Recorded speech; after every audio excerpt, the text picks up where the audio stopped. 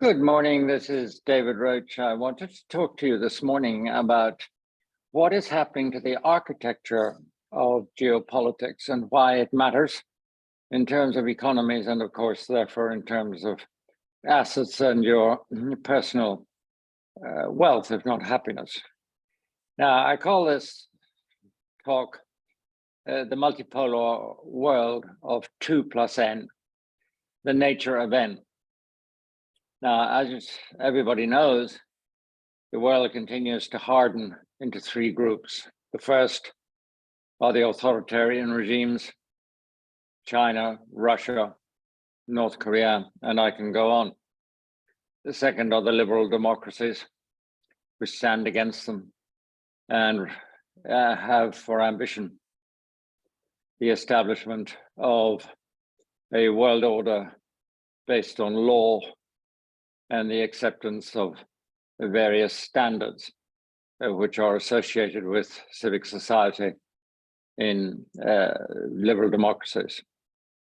The third bloc comprises countries like India, Brazil, South Africa, to a very great extent, Indonesia, and a lot of smaller countries, which do not want to belong to the liberal democratic bloc or to the authoritarian bloc. They want to pursue their self-interest to the detriment, in fact, of both parties. Now, interestingly enough, these countries do not represent a unanimous or harmonious set of interests. They all have different interests, and they come together in an opportunistic manner when they come together at all. The process will be dominated by three aims, some of which are already very clear. So the alliances between the authoritarian blocs and the third group of emerging economies are going to be focused on solidifying commodity links and pricing, so that instead of, for example,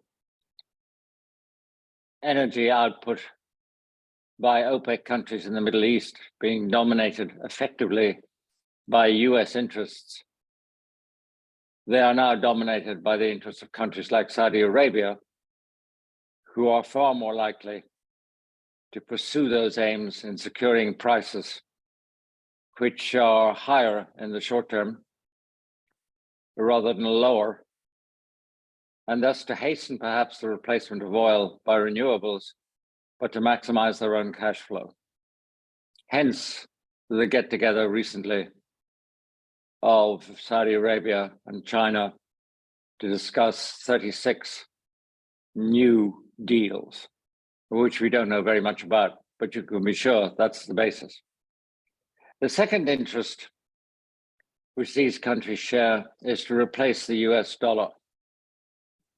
Everybody in the totalitarian bloc, including many of those in the Middle East, would like to see a petro renminbi becoming a factor in world politics, so that were there another war like Russia's heinous invasion of Ukraine, their central bank assets would not be confiscated because they would be in renminbi and would be under the safe guardianship of Beijing, which would probably agree with any totalitarian war, or at least take a neutral stance, which the energy producer waged.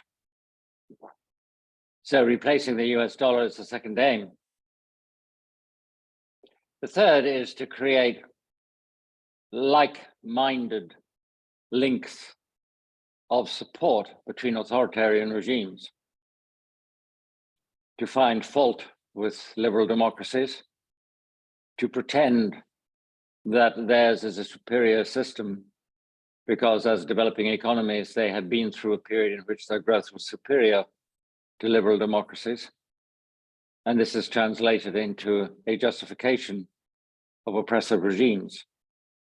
But of course, everybody declaring themselves to be a new way of doing things, a new form of democracy, which the people back, would also like to have an international audience which backs it too. So the more African countries that are roped into the Belt and Road Initiative and applaud China's economic alternative architecture, the more it justifies the architecture of oppression. And that is going to be the third aim of what the N in 2+N is going to try and achieve. Now, my own view is that this architecture composed of three elements is in fact composed of 2+N, N being almost limitless in terms of the potential combinations, which are both momentary and maybe longer term, and certainly based on self-interest, but does not become big enough in a unified and shared value format in order to rival the block of ultra-totalitarian states like China, North Korea, Russia, or the liberal democracies. So effectively what it does is it becomes important enough, particularly on single issues, such as commodities and energy, in governing supply and delivery, that it breaches the threshold of what I call PIA, which is not a reference to an international airline, but is pain in the ass. So I think these new alliances, which will be the bedrock of N in 2+N, or the new architecture of the multipolar world, will essentially become important, and they will be on our radar screens and close to the center of it on occasion. But they are not, in terms of their alliances, sufficiently coherent or of sufficiently broad a spectrum to actually challenge what is the major threat between the ultra-authoritarian regimes and the liberal democracies. What do I think is the major risk at the moment? Well, looking out, it obviously, in geopolitical terms, is either that China's faltering economy, and indeed, in many respects, if you take the response to COVID, faltering procedures for taking major decisions for society, raises the probability of war with Taiwan as a casus belli, a massive distraction, which incites great political fervor at some time down the road. That is one major risk.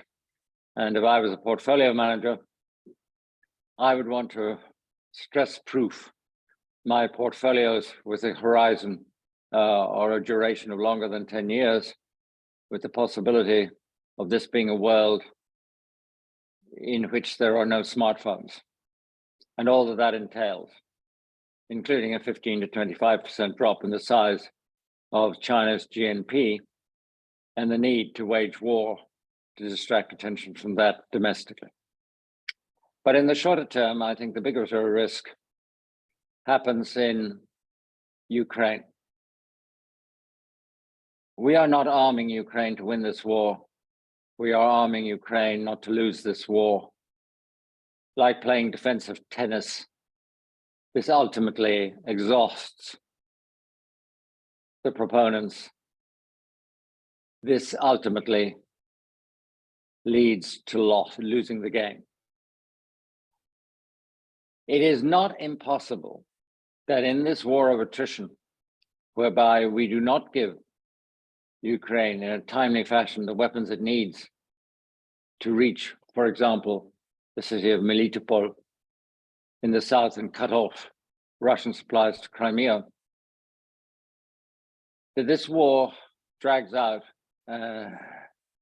into widespread trench warfare, not moving very much, Russia losing hundreds of thousands of people again next year.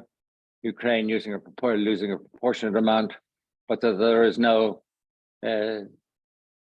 decisive sort of Kharkiv offensive, which decimates the Russians, cuts off Crimea, and leaves Putin condemned to disappear, I would think, certainly within 12 months of having lost Crimea. Perhaps the opposite happens. That exhaustion sets in on the Ukrainian side. Russia starts to win a war of attrition, inch by inch, rather than any great glorious breakthrough. But that this incites China to give increased backing to Russia because it is seen as victorious. This would increase the potential of the totalitarian regimes to undermine Western security in a most dramatic way.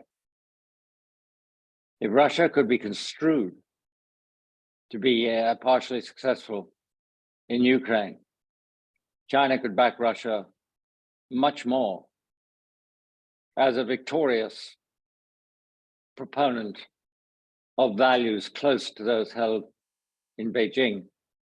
And the combination of Russia and China would, even if Russia is really a very poor economic performer,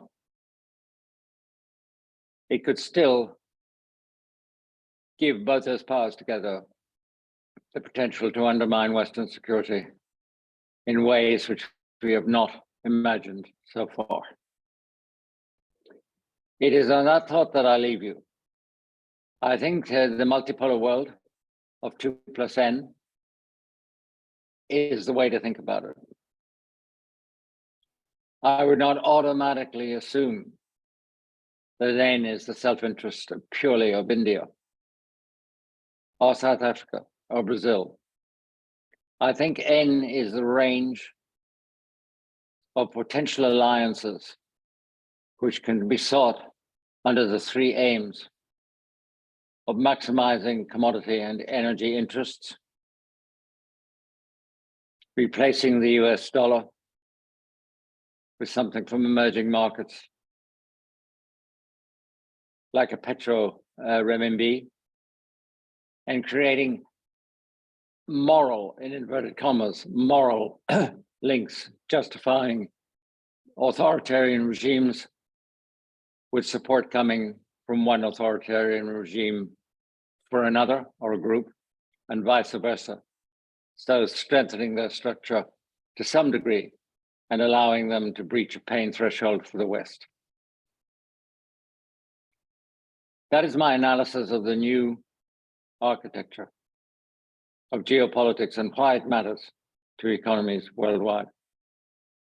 I hope it was of some use to you. Talk to you again soon.